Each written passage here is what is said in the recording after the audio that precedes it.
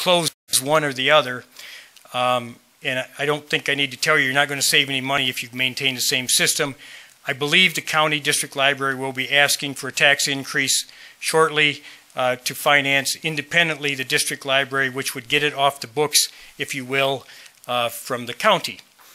We would have loved to do that too, but it didn't work out, and we certainly have no hard feelings. We just had a difference of opinion, but there weren't going to be any savings, and we might have lost our library in this building, and I didn't want to consider that. So that's really going forward. You know, we talk to the schools about a district library here. You know, we talk about Tecumseh. You know, everybody says, well, Tecumseh's got everything we don't, but they don't have, their government doesn't have a library. They don't have to pay for it, you know, and we pay obviously upwards of $600,000 a year to maintain this library out of general tax money. We don't have any separate millage in the schools, and there's no district library with separate taxation. So a district library is a great thing to do because it does remove that obligation away from the general fund and creates a separate funding model. But in the county's trying to do that, and they may work or not. Obviously, if their millage fails, it comes back in their lap, and then Commissioner Bolton and the rest have to decide what to do at that point, and now Commissioner Collins. So be a tough decision. The last one that I want to make very clear, where I said the city wants to get rid of recreation. You know, I've heard that I want to get rid of recreation for some time, and I hope nobody believes that. I grew up in Adrian. I worked in recreation myself. I taught little kids how to play baseball there. My father founded the Cub League in the city of Adrian back when I was a child. My dad was an athletic director, first athletic director at Adrian High School. You know, he was there for 20 years or something as athletic director. I played sports. All my family played sports. My children participated in those programs. I coached, I think, 10 or 15 years in the Little League program and Maple League program. I sponsored teams for about 15 years out of my own pocket, 2 of them, with my law partner. You know, and I will tell you that I spent a lot more time in recreation programs growing up than I did the library, okay? Probably not proud of that, but I did. My mother wanted me to come here more, but and I want to say, and he's not going to like me for saying this, but one of the commissioners that we have who was on kind of the option of having to eliminate recreation, he came to me a couple months ago and said, you know, I want to do something for the city. Where can I'd like to give some money. And I said, well, we have a scholarship program for youth that in a recreation program that can't pay their fair share, even the low rates they can't pay. And he said, well, I'm going to bring you a check and give them the money. And he came in, he gave me his whole year's salary. Okay, he gave me the whole year's salary. And he's one of the people that said, I think we're going to have to eliminate recreation. That's how difficult a decision it was, and it's certainly not because he didn't like the program. And of all the other city programs, I didn't say give it to the library. You know, I mean, that's where I wanted it to go because I think we got to take care of our youth in this community, and that's where I thought the money should go. Nobody wants to get rid of recreation. Nobody. I'll just leave it at that. That's the end of my myth busting. We have questions on that section. We have we're going to go to revenue options next. Yes, Mark. Hey, just to clarify, the pool liner, that will actually last about 12 more years. It's the mechanicals that we're worried about now lasting more than a few more years. Okay, Mark's correcting me. He's saying that the liner should last maybe up to 12 years, but the mechanicals might maybe only have a year or 2 left. Yes, sir, in the back. Do we have an estimate on the cost of replacing those? I'm sorry, the cost of replacing the pool? The mechanicals? Mark, the question is the cost of replacing all the mechanicals? We've got, it's been a few years, but we're looking at probably, it's not just mechanicals, because the whole pool shell is going right. in, the filtration system, all that. We're really looking at about $1.5 million to do a renovation. Okay, Probably a little bit. He's saying a few years ago we got an estimate about 1.5 million for a renovation.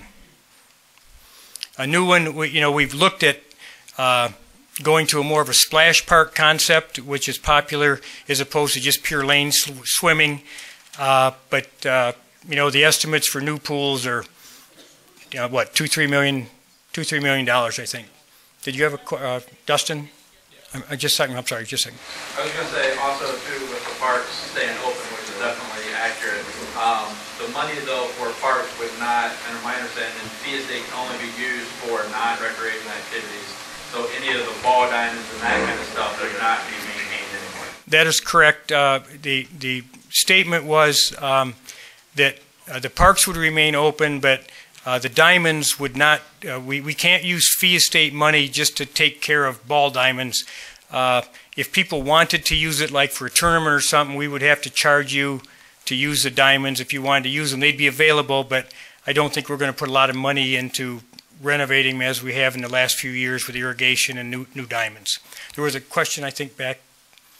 Was there somebody else? Yes, ma'am. I stated that you've already spent more on building new buildings and renovating City Hall and Police Department than what it would cost to build a brand new pool. And I think the city is making poor choices on that type of expenditure versus what our families, our students, our young children deserve.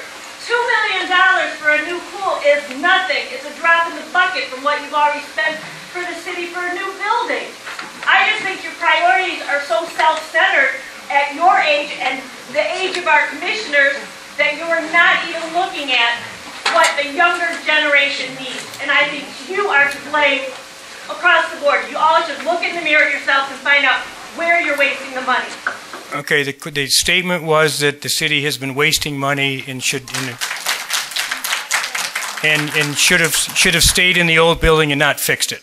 No, I did not say that. But I'm saying you have already spent that kind of money, and then you turn around and tell Mr. Gashi that a $2 million pool is too expensive. No, I didn't say that. We don't have money to pay it. We don't have money unless we borrow money to pay it. That's the point. But that's the point.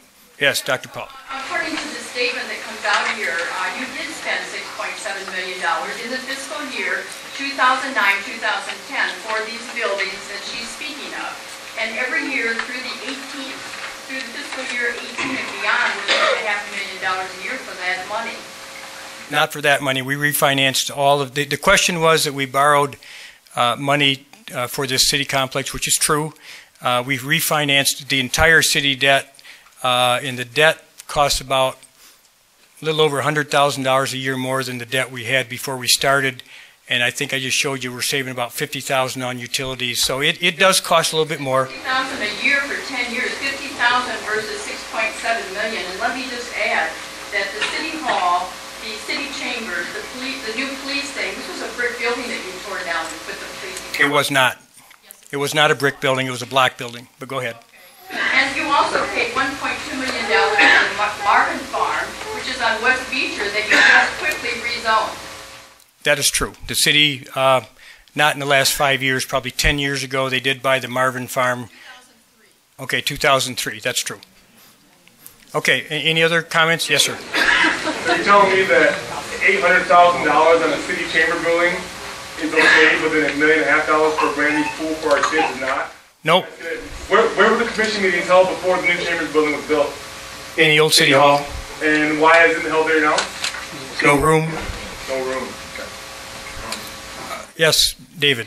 But just as a point of information, if it's not too much, it'd be helpful if people would, if you would ask people to identify if they live in the city or own property in the city or don't. And they're all welcome. It's just, it would be informational. Okay, the point is if you could at least say whether you do, you're a taxpayer in the city of Adrian or you don't when you speak. I know you are. Yes, sir. You know, our kids, that's all that matters. I don't understand why we're looking at taking out something that means so much to them as even an option. You know, people get their kids involved in sports, keep them off of drugs, to get them on the right path. They're staying healthy, they're active. I don't even understand why we're even trying to think about taking the recreation parks out. It makes no sense to me. Our kids need that. Okay.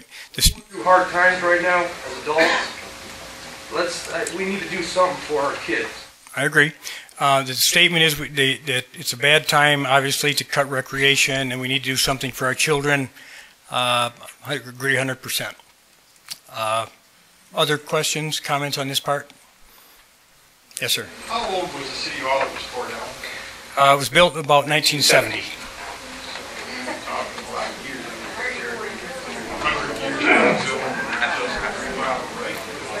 The question was, is that a newer building than the one we're in now? Yes. Okay, but how come the maintenance wasn't covered? If the roof was in such bad condition, how come we didn't pay the money to keep the building up to code, up to... I think they should have. You know, that's where the problem is. Well, but they, you know, had they spent it, obviously we would be there. They would have spent the repairs and spent the money. You know, it's kind of like the oil filter thing. You got to pay me now or pay me later. Had they paid it, they could have. And I think that's fair criticism. I think that there wasn't enough money saved over the years to take care of that structure. When it was built, they didn't obviously think about insulation or efficiency. It was at the time that they didn't do that. There wasn't any insulation in it. Yes, Rick. I own property in the city. I would like to say something about everybody in this room, I am sure, doesn't want to cut one thing out of the programming for Parks and Recreation and the kids and so on. I think that the building that City Hall now has is up. They're in it. We're not changing that.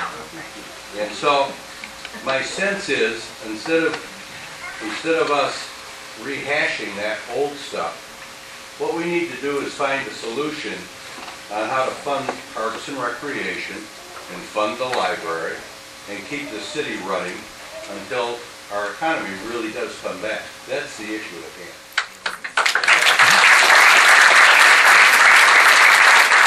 Yes, ma'am. I'm sorry, did everybody hear him? I didn't repeat that. Oh, okay. You want me to... Yeah. It's not often that everybody can't hear Mr. Gurgens. Well, I think in terms of like the commission chambers, this is a perfectly, good meeting spot. That certainly is a better mic than you have over there. It accommodates, large numbers. People might be more encouraged to come. And as far as not hashing this over again, some of this is not over again. Again, something I mentioned the other day, I just don't know how you get together to find out what your constituents, until we get to a situation like this where people have an issue and it's been boiling around in them, in the family. This is the time that we can talk, but it's like the 11th hour, so it's going to happen anyway. So I have no problem with hashing it over again and making it clear. Because if you don't catch it in the telegram, you don't catch it. A lot of people don't have computers or can't manage that site. So I have no problem with talking this over again, and I appreciate this. But I think that this is a time when we have to find out what's going on. And for some I've given this speech about 5 times. Okay, I've given about 5 times. Every year I've been giving budget speeches, and as I said to start with, generally speaking, if we just spend and don't cut, nobody comes. Okay, I will tell you that nobody came to listen about the budget reductions that we've made. When we cut firefighters, I didn't get one phone call. When we cut police officers, I didn't get one phone call. When we cut 19 employees, I didn't get one phone call. Okay, because services continued. We are no longer, I don't think, at that point. I think, in my judgment, and I don't want to speak for the commission, but, you've got an option to either seek new revenue or you're going to have to make some reductions. And I won't judge what they are, but you're going to have to pick a choice. You're going to have choice. One or the other. You pick a good one. I mean, that keeps people's concerns for their families. But I just wish there was some other way that we could, maybe not just have a stand-up talk, but some other meeting where we can get together. You can have all the meetings. I mean, to me, it should be community-driven, and obviously, if people want to talk about it, that's great. Chief Collins? I promised myself I wouldn't talk. Sorry, good enough.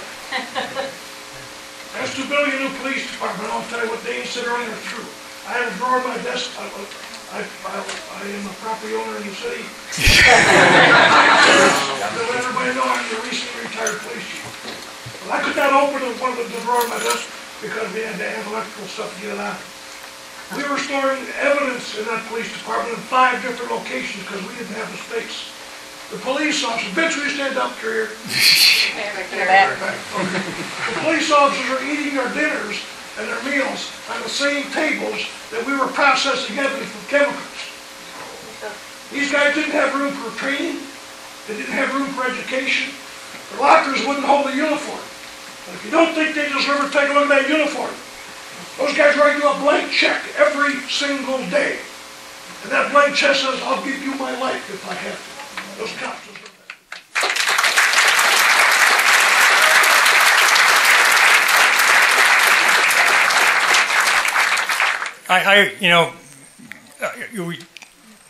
Thank you. I was just going to say, let's not try to keep the clapping down, but that was, I don't want to get into that. It just takes time. JB?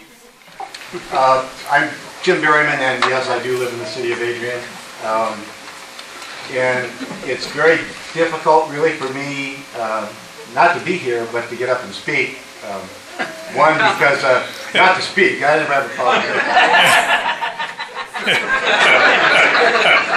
But I have difficulty because my daughter is on the city commission, and I don't want to embarrass her.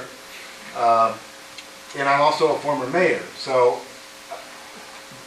I don't want to look like there's an old fart standing up there saying the way it used to be, and it could be like that again. And the past is the past. But I also love this city, and that's why I'm compelled to speak. Dane and I are friends, and some would say that. Berryman and Nelson are friends, so he'll defend Nelson. Nelson and I are friends. In fact, I would say he's my best friend. We've been through a lot together. But he'll be the first to tell you that doesn't mean that we always agree on everything. And we haven't. Through the years, we haven't agreed. But one thing we have done is keep open a line of communication. We may not agree with one another, but we can get by that.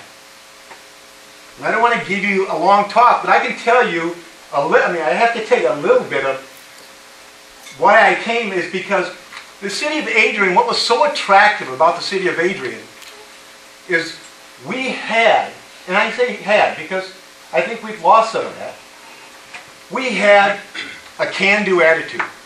There wasn't anything that we couldn't do. We had obstacles in almost everything we did. There were obstacles about bringing plants to Adrian, bringing jobs to Adrian.